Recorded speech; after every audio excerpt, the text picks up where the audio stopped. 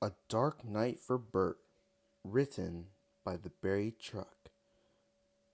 The island of Sodor has many beautiful places. There are fields of green, white sandy beaches, and cozy villages. All the engines love passing through the picturesque landscape. There is one place, however, that the engines avoid: the smelters. The air seemed to grow cold as the sounds of snorting machines whirred all around.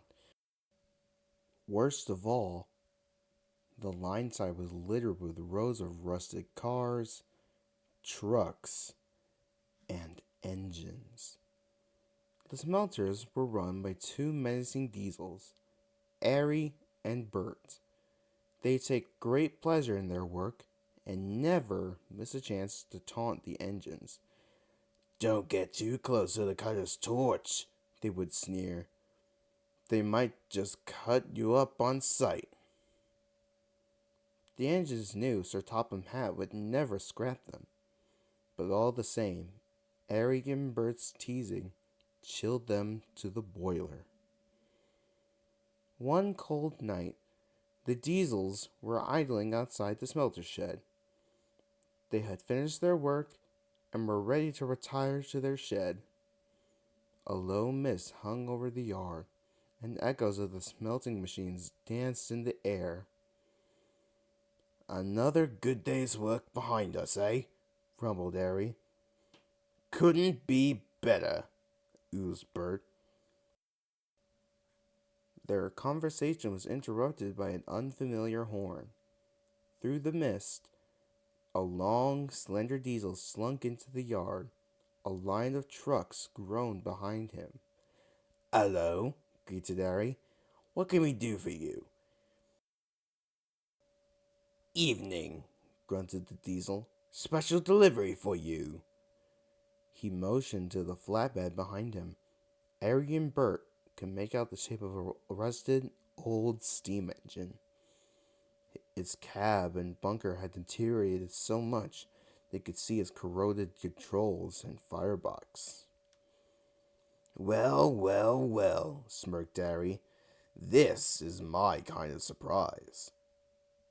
"They're clearing out an old mine on the mainland," replied the diesel.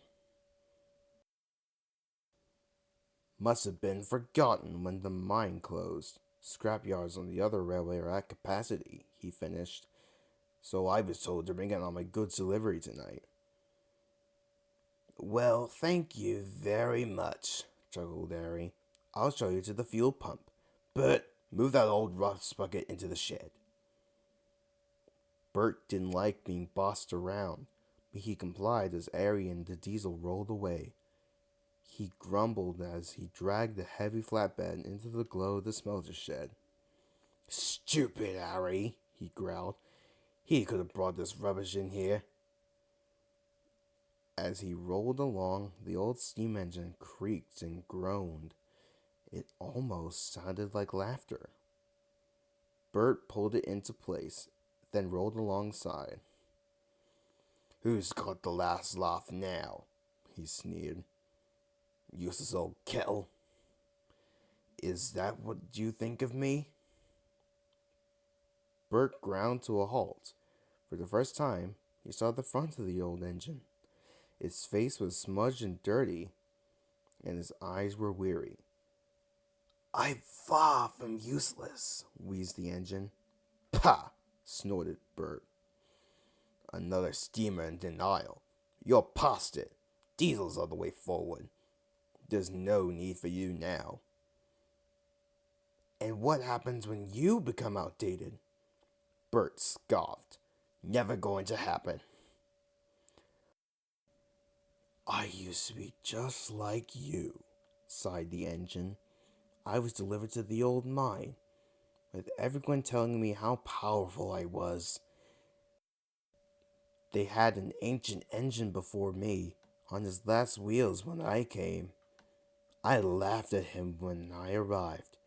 'Not in your prime anymore, eh, old-timer? You wouldn't have work if it hadn't been for me,' he coughed. 'This mine was built on my steam, and now You have no more left to give. Stand aside and let the new engines take charge. The engine sighed. Look at me now. I was invincible until the diesels came. I got a taste of my own medicine then. He stared coldly at Bert. You are modern, but for how long? What will happen to you when a more efficient engine is built? That'll never happen, Bert spluttered.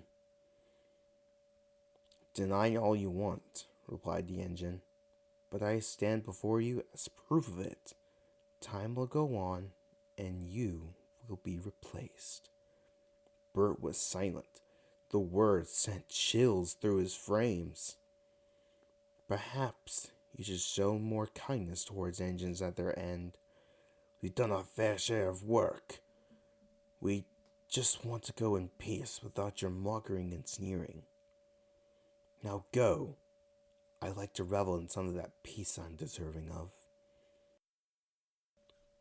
Bert said nothing. He was deeply affected by the engine's words, but didn't want to show it.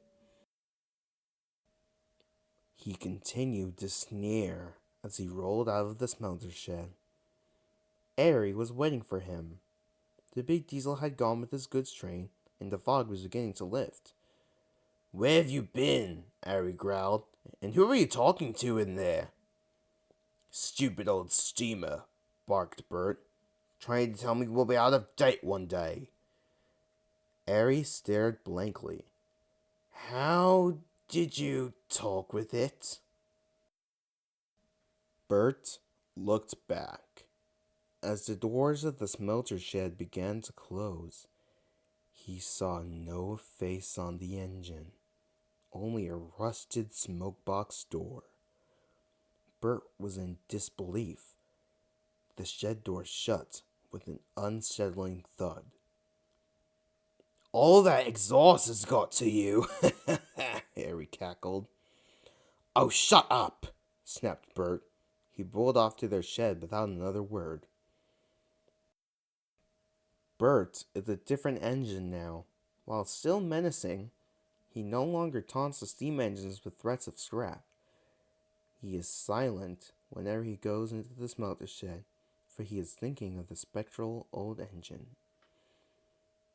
I think its words will follow Bert for a long time. Don't you?